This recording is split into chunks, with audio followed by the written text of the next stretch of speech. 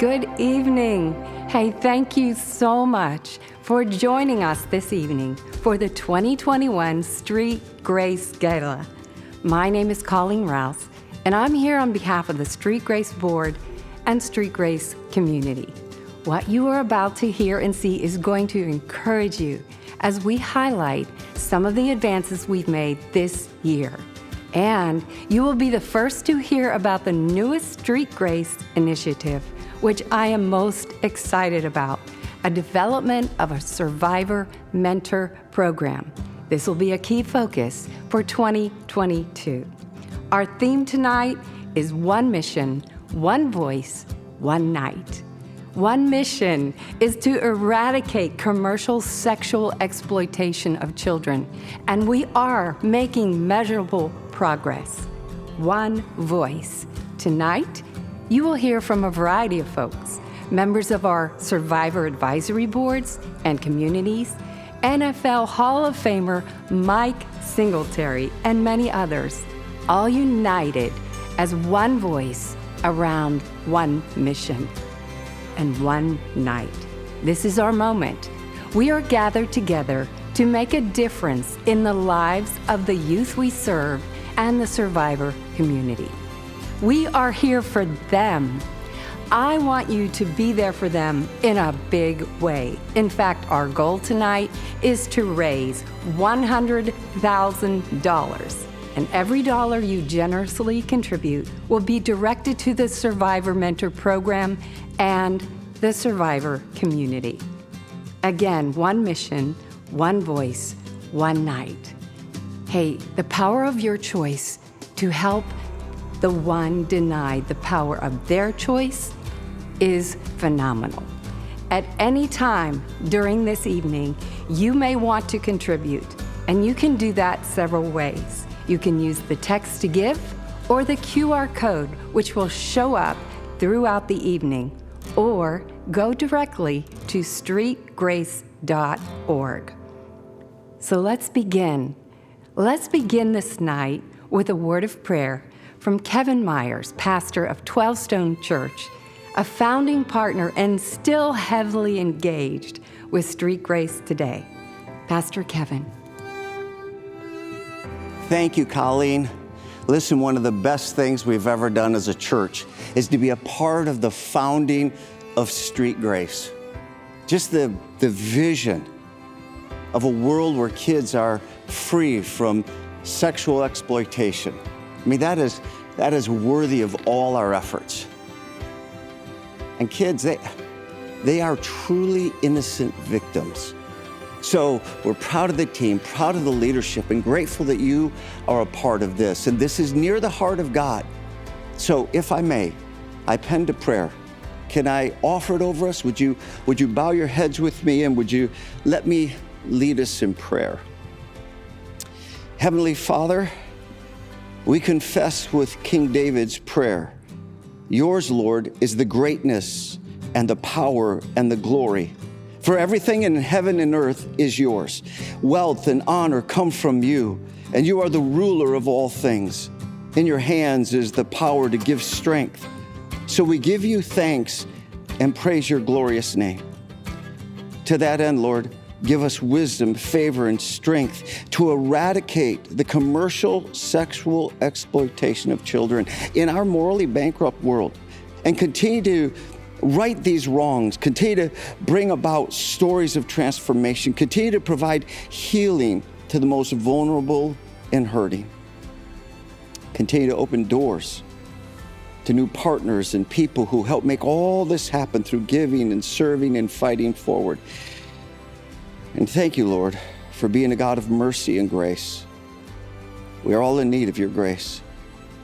Help us bring your grace to those who wonder if you even exist. Now bless our time and honor your name. In Jesus' name, amen.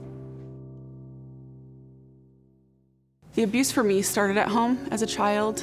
Abuse from step family, from foster family, adopted siblings. There was just a lot of trauma at home. From 13 on is when it was really bad. And then 15 is when I became a runaway youth, and I was running went to my father, who's in a biker gang, went to his clubhouse, would stay there, would stay with different people who would let me stay with them, got into the biker street racing scene and was just kind of surviving until I found an ad where I clicked and thought, maybe I can do this on my own, maybe I can be successful on my own. And then that turned into the people who had created this portfolio. They had other girls there as well, and I had actually brought other girls in with me, recruited other girls, and they would start setting us up on dates and dropping us off at different events and parties where we were supposed to entertain for bachelor parties or poker parties and serve drinks, and it was just supposed to be simple events, and it wasn't just that. For me, I was running from something. It started at home, and nobody ever acknowledged that. They just kept putting me right back into that troubled space.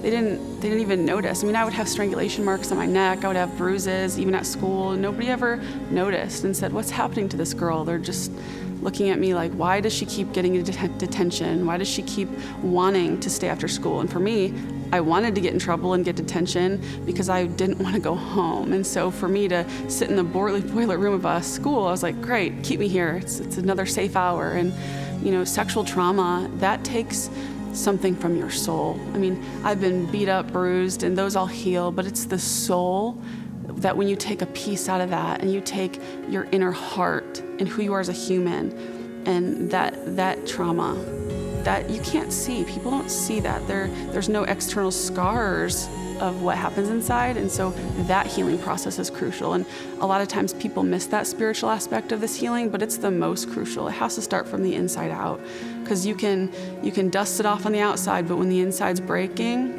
it's not going to work. And so that's when I had to do the deep soul work. It's still a healing journey. Healing isn't a one and done. It's a lifetime journey. And the more I do the nonprofit work and do the advocating against trafficking, the more survivors I meet, and that to me is what really fuels me up. Helping others to live free and independent lives by giving them value and allowing them to see that it's not just your story, you're more than that. What experiences do you bring because of what we went through? You have a lot of expertise based on that nobody with a college degree could ever gain, even if they're a human trafficking expert. When you pour out into somebody and watch them pour into others, that's what makes it worth it. And to be able to ask for help when I need it so that I have the ability and the strength to be able to pour back into others.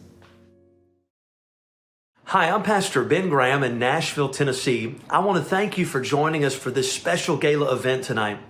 I want to say how much I appreciate Street Grace, Bob Rogers, and the entire team, all that they do day in and day out to help end the pandemic called human trafficking.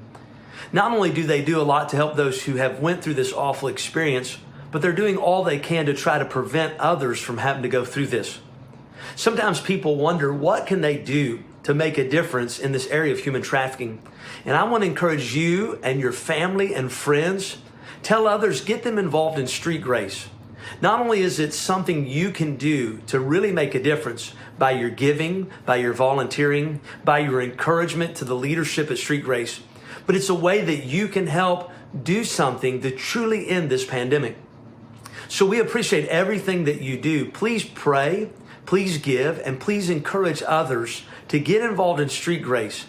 And together we can all make a difference, and we can truly create a better future for the generation that's coming.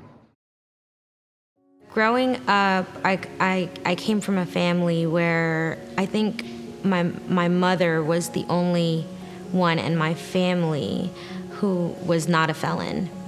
So that kind of left me in a position to be grown and take care of myself and raise myself at an early age. I had voids in my life and lack of supervision and proper parenting. So when I was 17, I packed up and I just wanted to get out. Since the age of 15, I had 2 jobs because I wanted to get myself out of poverty. And as soon as I turned 18, I went and started working in the brothel and living in the brothel. And the girl that recruited me, she was just happy, that she was just happy that she was away from the predators that were molesting her and her father who was raping her, that that was home for her. So eventually it desensitized me and made me feel like, oh, it's not a big deal. They literally disassociate you from reality and put you in a place where you're completely warped, completely chained and manipulated, and just a product to be sold. I would say about 10 years into being trafficked, I had called, I had seen a documentary about prostitutes in America. It sugarcoated what the victims of sex trafficking actually go through. I just dug deep in the rabbit hole online and researched what sex trafficking was, and it hit me that I was trafficked. I was sex trafficked. On January the 1st, 2017, I escaped trafficking for good, and I was extracted from my last trafficker. Then it was a whole new journey of, what do I do now? Where do I go? What's out there for me?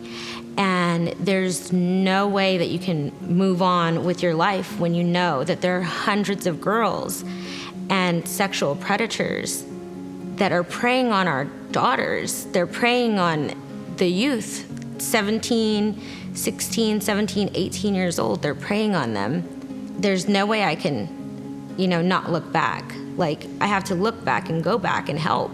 I wish when I was 16 and 17, I had programs in my school or some type of help to let me know that I'm priceless and that I'm loved and that there's resources out there to help me if I'm ever in a risky situation. It's just being a voice for the voiceless that goes so far you would never imagine. Good evening and welcome to the annual Street Grace Gala this year. My name is Millard Choate, and it's kind of funny, I'm wearing two hats this year, so I want to first of all welcome you on behalf of Choate Construction Company, the sponsor, but I'm also the chair of the board of Street Grace, so I want to welcome you on behalf of the board.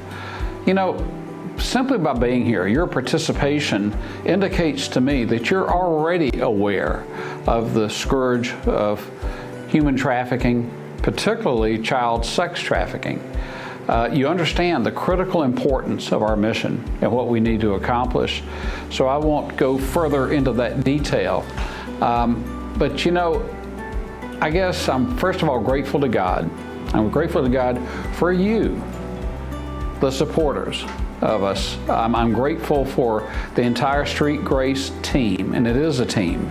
Our staff, the board, and everybody committed to what we're trying to do in fighting truly evil.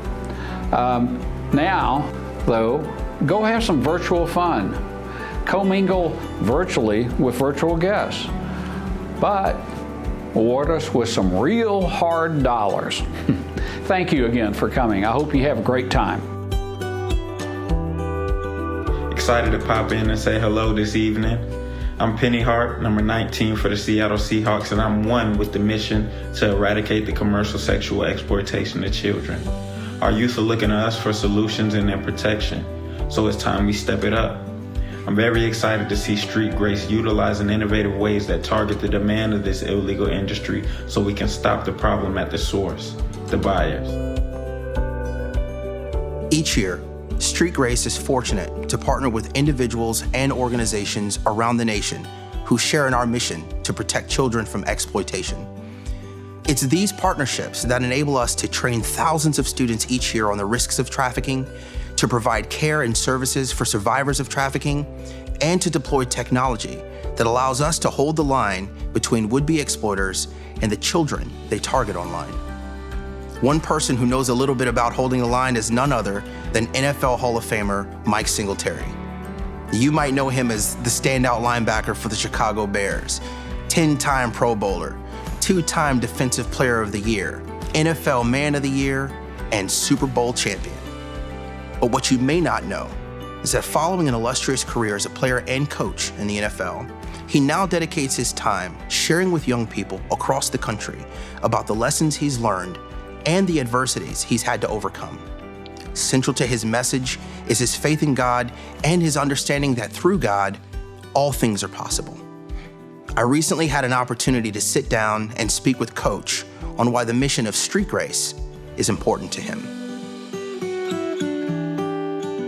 Well, hello everyone. I am joined here by none other than Mike Singletary, NFL Hall of Famer, legendary Chicago Bears linebacker. We all know him as a force on the field.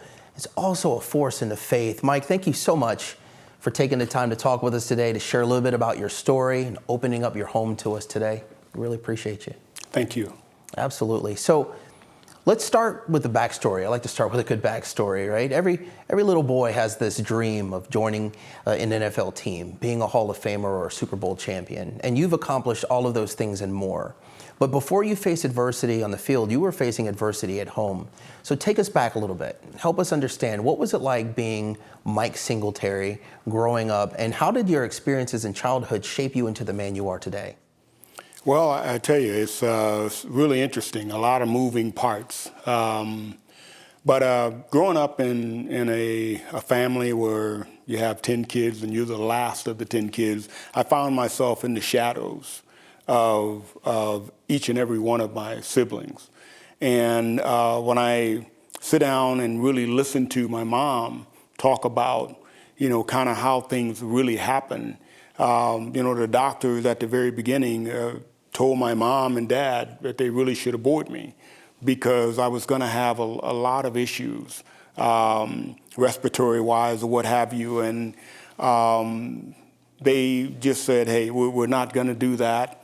And they said I would not have a normal childhood life. But anyways, I was born. And, yes, I did. I was in and out of the hospital for the first 5-6 years of my life and slept in a bubble for a while. And around 7 years old, I started going outside and playing with the other kids. And so, I was always a little slower, a little smaller than everybody else, but life moved on, and so did I. I continued to get better, and things happened in my life that really kind of helped me understand that there was something different about me, and that I could continue to grow and be strong and really be something great one day. But it didn't happen until later. Wow. So you had adversity from day one, right? And it sounds like a really protective mother, right? For all the right reasons, Absolutely. Right? So there's a great excerpt from the book, Mike Singletary One-on-One. And it talks a little bit about Mom, where you said that you didn't just want to play football, you had to play. And you go on to say that you would contemplated running away from home if Mom didn't give you a chance to play the game. So I'm curious, why football? Why was football so important to you? Well, first of all, football was something, or really sports, period, was something that was not allowed in our home.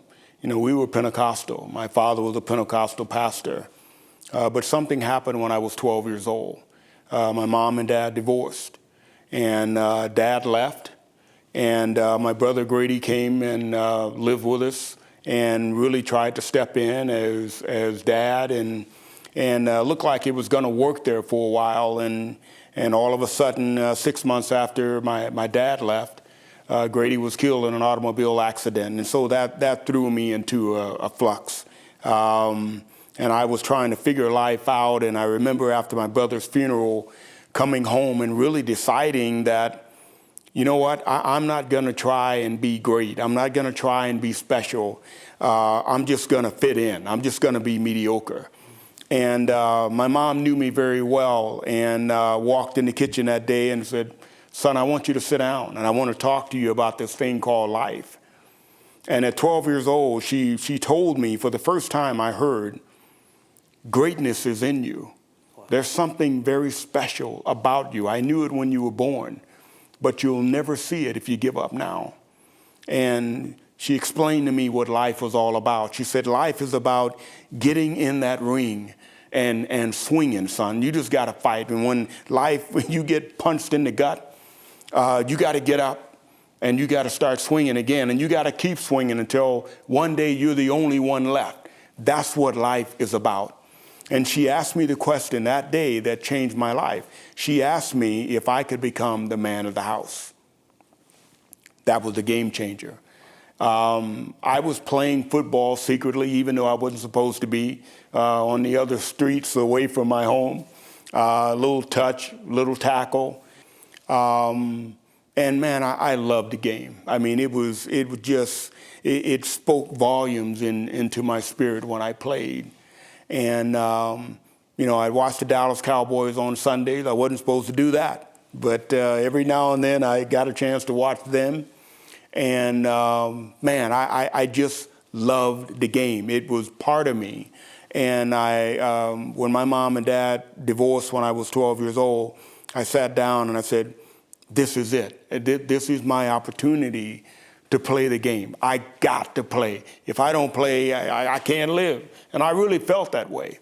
And so I went to my mom and got up the nerve finally to, beg her and wore it down and said, Mom, I got to play. And finally she said, okay, son. Wow. True Texas man. Yes. Fan of the Dallas Cowboys, America's team. You guys heard it here first. So you decide, hey, I'm going to jump in. Football's it. I'm going to play football. You play through high school. You go on to play at Baylor. You're drafted in the second round of the NFL draft by the Chicago Bears. And in short order, you're pretty successful. You're an NFL Pro Bowler, Defensive Player of the Year, and a Super Bowl champion. So pull back the curtain a little bit. As you were experiencing such success on the field, did you have equal success at home? Or were there challenges behind the scenes that perhaps everybody else didn't know about? Well, it's interesting. I didn't even know about it. I mean, I thought that I was moving along and I thought everything was going exactly the way it was supposed to be going. I had a vision statement when I was 12 years old, and here it is. One of the things that I wanted to do more than anything was be able to go to Super Bowl one day. And here I am playing in the Super Bowl game, and the confetti is coming down. We're winning the game. And what hits me after the game is, you need to forgive your father. I'm like, what? This is the Super Bowl. I mean, I'm Defensive Player of the Year this year. I mean, this is where is this coming from? But I knew it did not go away. And a couple of weeks later, I called my dad and I went to visit him in Houston, and we sat down and we talked and we had a long, knockdown, drag-out conversation about why he left and why wasn't he the father that he should have been. And I realized that he just didn't have the tools. And so for me, it meant everything to forgive my dad and walk through that and understand that, he just did not have the tools. And that's one of the greatest decisions I've made in my life. Yeah, it sounds like it. I mean, just the grace and the spirit that you had to just forgive dad, that's a big step. And, since we're on the topic of family, you had mentioned that you grew up the youngest of 10. You've got 7 kids of your own, several grandchildren. And I was listening to your Hall of Fame speech, and you had said that the coaches and the players that you played the game with were like family to you. Why is family so important to you? Why is that so instrumental in you becoming who you are? Family to me really is everything. If you don't have family, what do you have? And that's worth having. And I always believe that having a firm foundation in Christ and Christ being the cornerstone of my home and my wife and I being together and then having a family, our kids, and making sure that was the order that we were in and building a life on that. And being able to have my wife be my best friend and my kids be my friends. And to me, having the people that know you the most, love you the most, and respect you the most. To me, that's what family is all about, having a safe place to grow up, and having a safe place to come back to and visit and know that you're loved. Yeah, I mean, building that solid support system around you has got to be really, really fulfilling when it lands, right? Especially for those of us who maybe we didn't grow up with that support system. Absolutely. So, I understand that faith is a big part of your journey as well. You were saying that your family was Pentecostal. Your dad was a preacher. Is that correct? Yes. And you yourself, you're an ordained minister. So was faith one of those things that because you grew up in it, it was automatically on you, or did you grow into your faith? I think originally faith was just something that came along with being in my family. And I think I really crossed that road when I forgave my dad. Then I could really understand grace, forgiveness, love, acceptance, and God's love, Christ's love. And so that's when I believe the relationship in being a Christian really came about. Up until that time, I believe I was a religious person.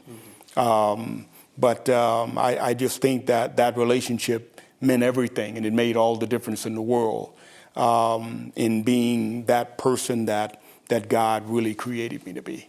Wow. So I think a lot of us kind of have that same story. We start out a little lukewarm, we get tested, and then we have to make a decision. Are we going to go all in? And it sounds like you made a decision to go all in. And I have to imagine, too, that there were specific challenges that you faced. And we hear stories all the time of players in the NFL or those who have left the NFL who are just plagued with problems in life, from financial issues to a litany of other challenges that come along with fame and money and success. And so, for you, navigating that system and coming out of it, how did you balance fame and faith? Were there specific challenges that you faced as a believer? I think it was one of those things when I had the opportunity to play in the NFL. The thing that I wanted to do is to make sure that we were grounded. I wanted to make sure that I was grounded. My family was grounded, and we didn't let football, something that we did, become our identity. Football was, I always was able to separate. When I came home, that's when being a dad and being a husband became tremendously important to me.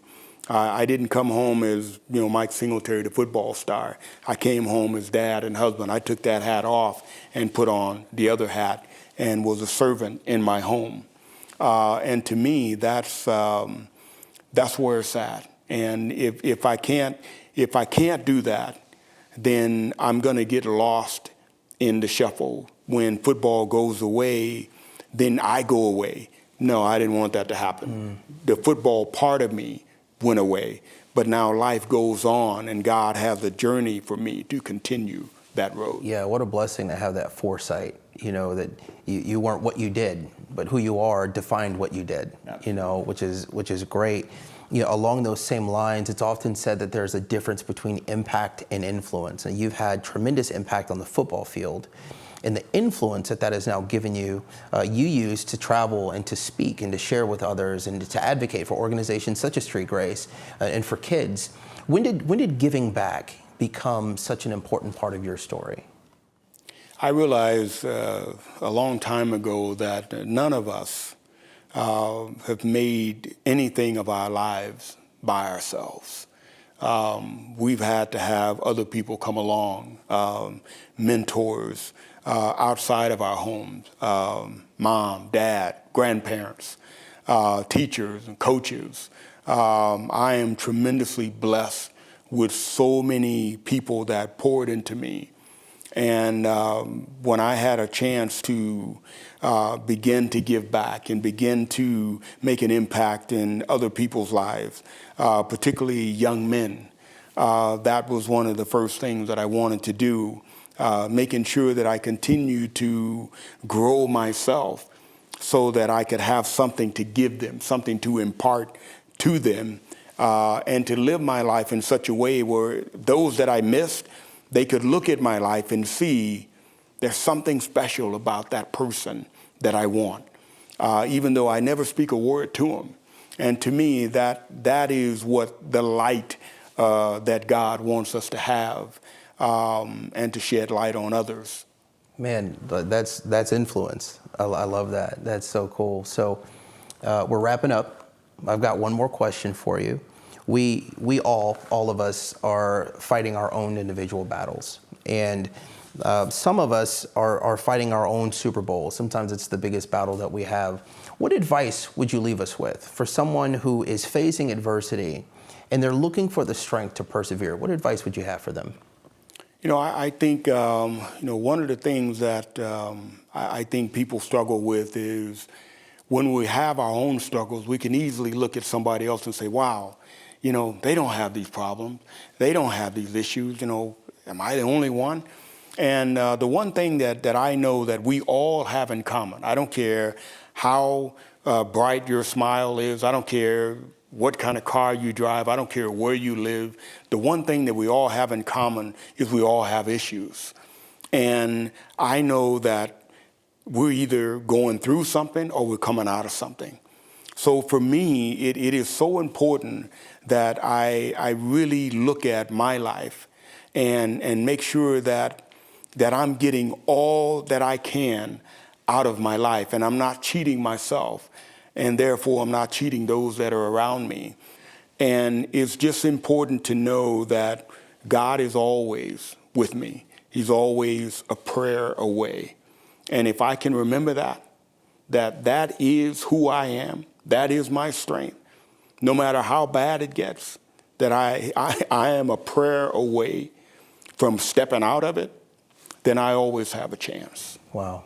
Just making sure that I understand, yes, I'm going through something. Yes, I'm in the pit today.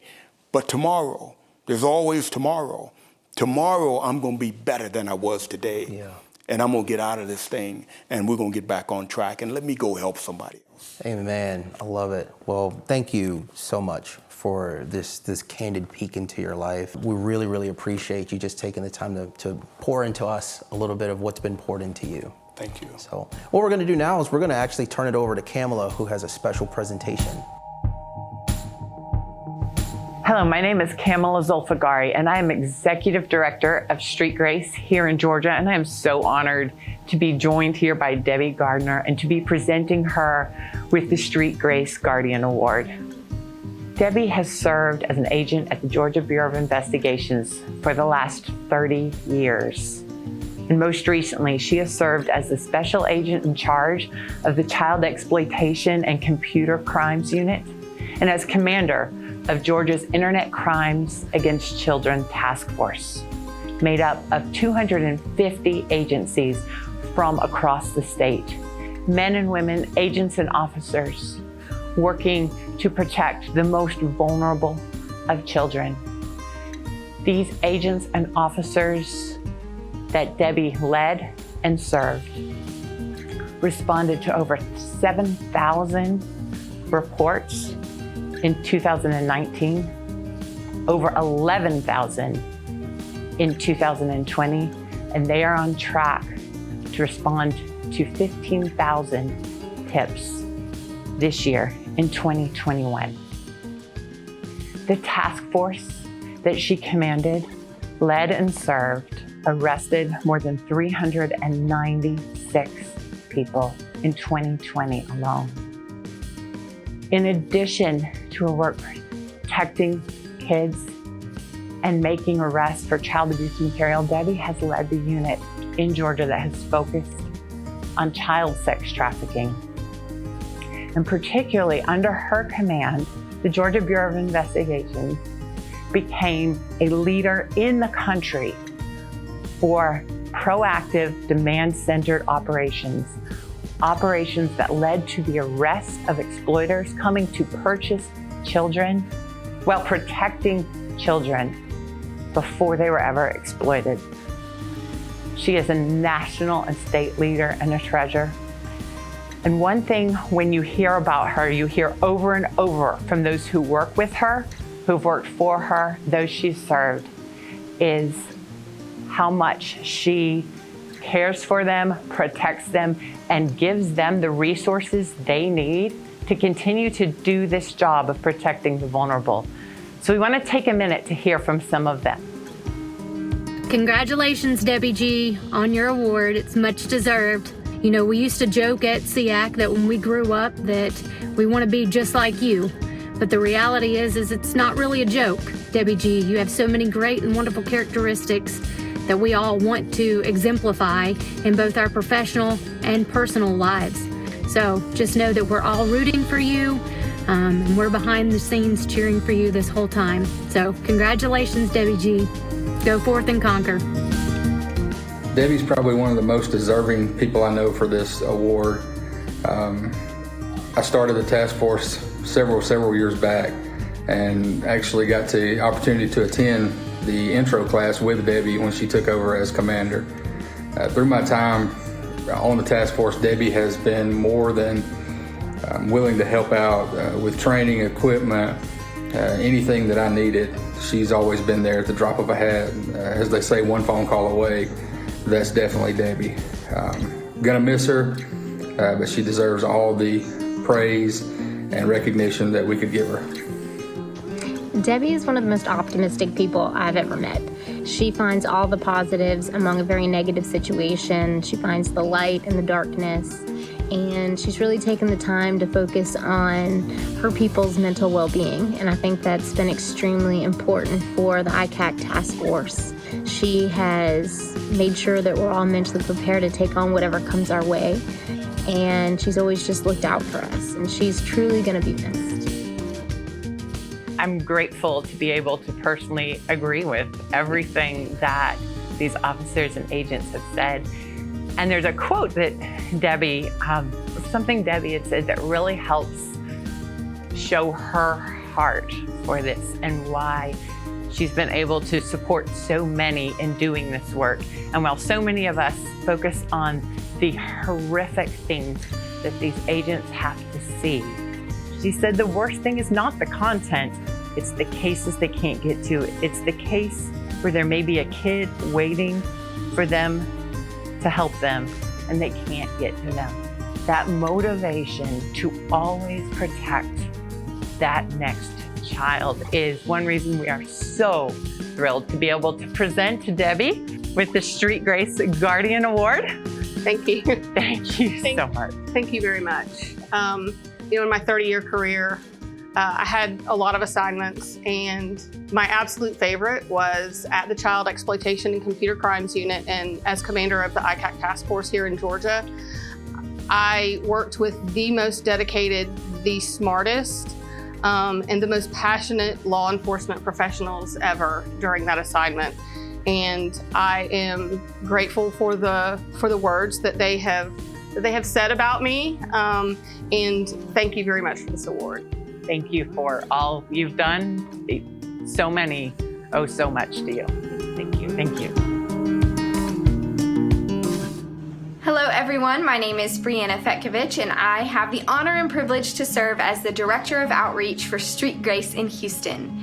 I'd like to tell you tonight about one of our exciting new initiatives, the Street Grace Youth Leadership Academy. This is an 8-week program that we have rolled out in schools all over that is for middle school and high school students, where they're engaging with Street Grace volunteers and they're having meaningful discussions and having projects that they're working on every week on issues that surround helping kids stay safe from CSEC. And so we have a really special treat for you tonight. We want to share one of the videos that one of our local 17-year-old students created. And she was inspired by the content of the Youth Leadership Academy and a module called Social Media and Mental Health to take this video. And so we hope that you enjoy it. Thank you.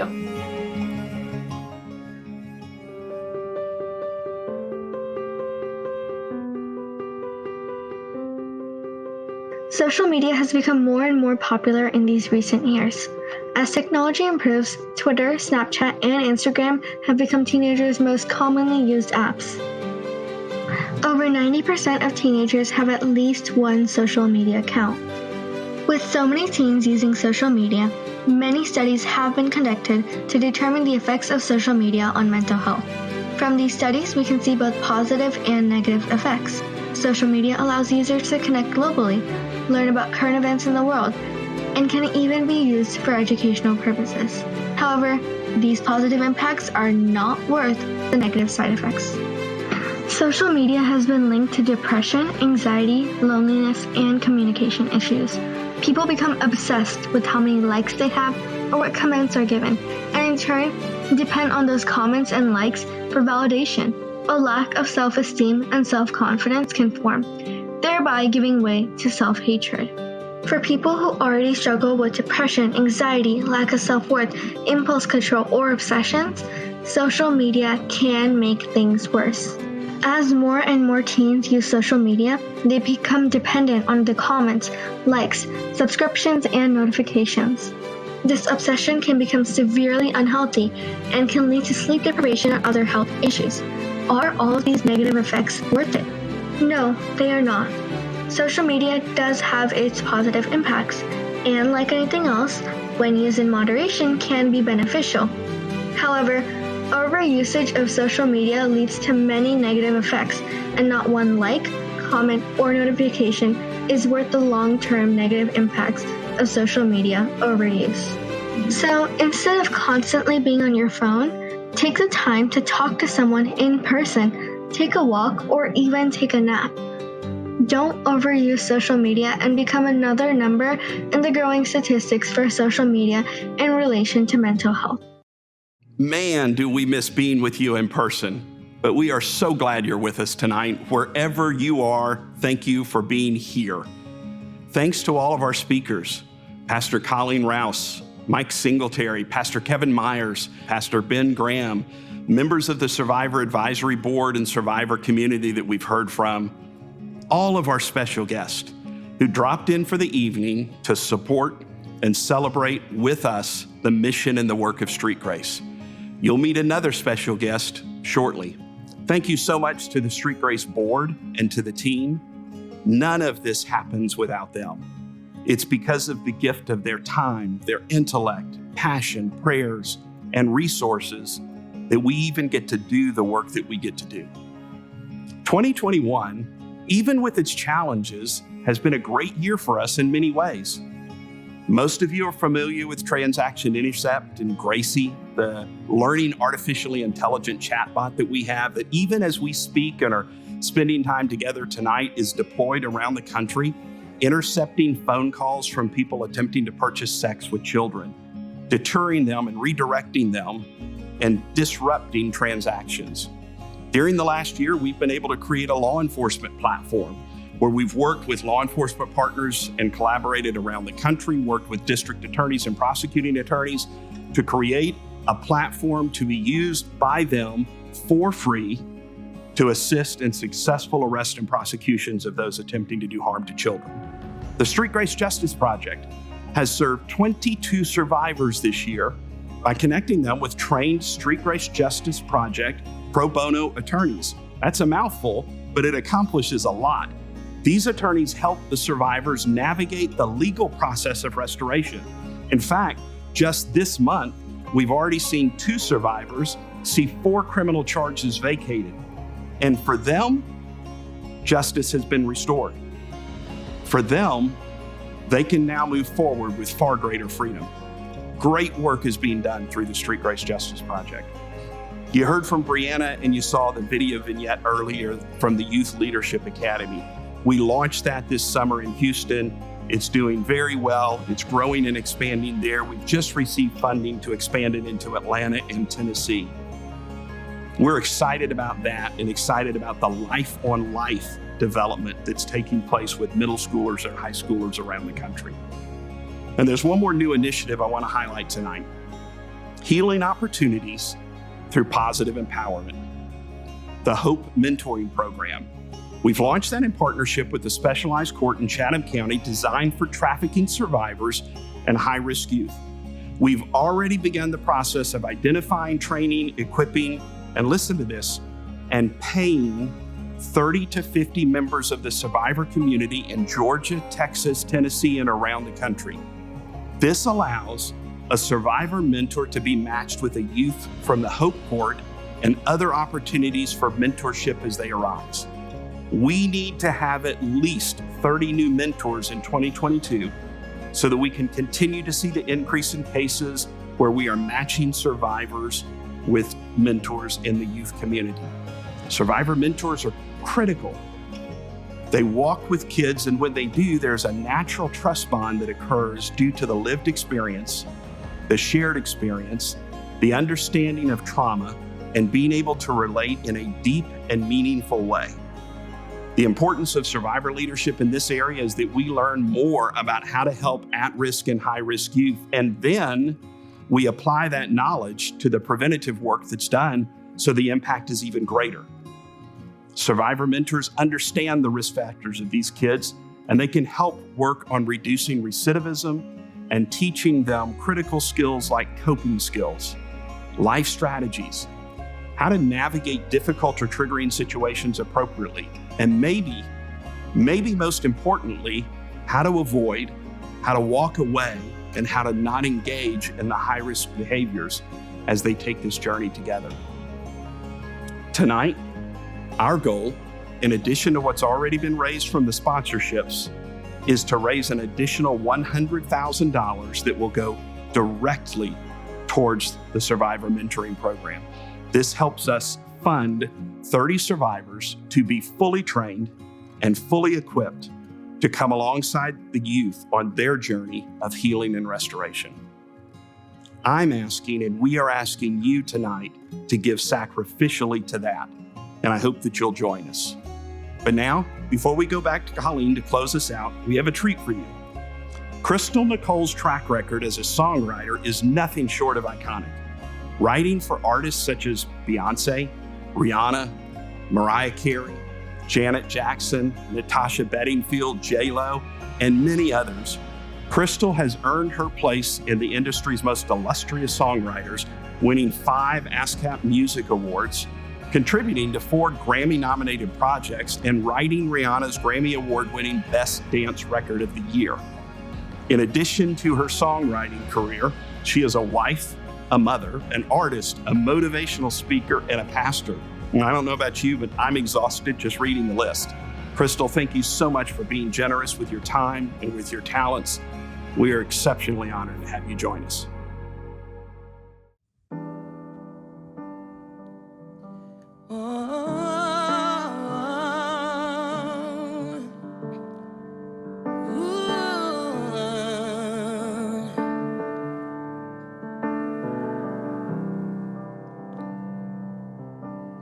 The hour is dark, and it's hard to see what you are doing here in the ruins and where this will lead. Oh, but I know that down through the years, I'll look on this moment and see your hand on it and know you were here. Oh, and I'll testify all the battles we've won, how you were my portion when there wasn't enough. Oh, and I'll testify all the seas that we've crossed, the waters you parted, the waves that I've walked, singing, oh, oh, oh, my continent I felt, singing, oh, oh, oh, it's the story I'll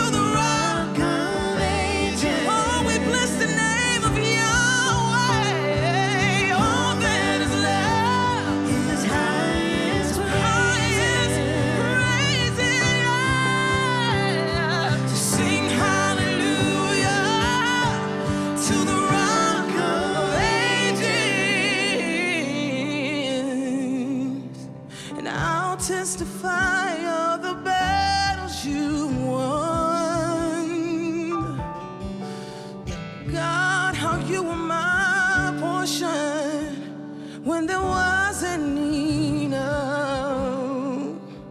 Oh, and I'll testify of the seas that we've crossed, the waters you parted, the waves that I've walked, singing, oh, my God did not fail. You never left me. Oh, it's the story I'll tell. I know of your goodness, God. Oh, I know it is well.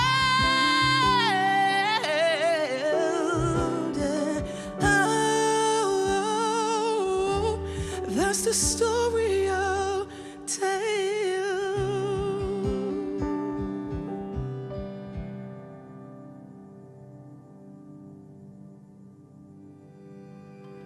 Wow. Thank you, Crystal Nicole, for that glorious song. Tonight has been about one mission, one voice, one night. Thank you to everyone who has shared this evening. We're so grateful for your participation. It's amazing to consider the growth of Street Grace over the last 2 to 3 years. Our reach has been extended to Texas and Tennessee with the amazing teams who are diligently working to eradicate the commercial sexual exploitation of our children. You know, one thing that's important to realize, sex trafficking is not limited to one horrendous act happening to a child. It's repeated atrocities. It becomes their day-to-day existence. It becomes their life. So the next vital step for them outside of that life is redemption. And this is what the Survivor Mentor Program is dedicated to help facilitate. What better person to help bring healing than one who has suffered the same abuse and has overcome it? If you witnessed a child being exploited and had the power to do something about it, you would step in that moment, wouldn't you? Well, tonight, we have an opportunity to do that for the youth who are at risk, to prevent it from ever occurring, and for those who have suffered abuse, we can help redeem. In fact, this is echoed in Ephesians 5:16 that tells us to make the most of every opportunity in these evil days. Another translation says, redeem the time. Children are being purchased for evil, and your generosity gives us the power to help redeem what has been stolen from them. It goes on to say in the scripture, don't act thoughtlessly, but understand what the Lord wants you to do. And we know He wants you to do something generous. It's important that we allow their pain to grip us and compel us to give, even sacrificially. Our goal, as I said earlier, is $100,000. Now I'm going to ask you to participate and understand what the Lord wants you to do. And hey, don't you love this? Think about this. A portion of your finances as you give now serve a redemptive purpose. So here's how you can contribute. You have 3 options. You can text to give, you can scan the QR code on your screen, or you can go directly to streetgrace.org and click the Donate Now button at the top of the page. And hey, remember us in your end-of-year giving. You can designate Mentor Program in the memo portion of your check. My prayer as we close this evening is that your generosity is met with His generosity toward you, and that the blessings of the Lord will chase you down and cover your life. On behalf of the Street Grace family, thank you and good night.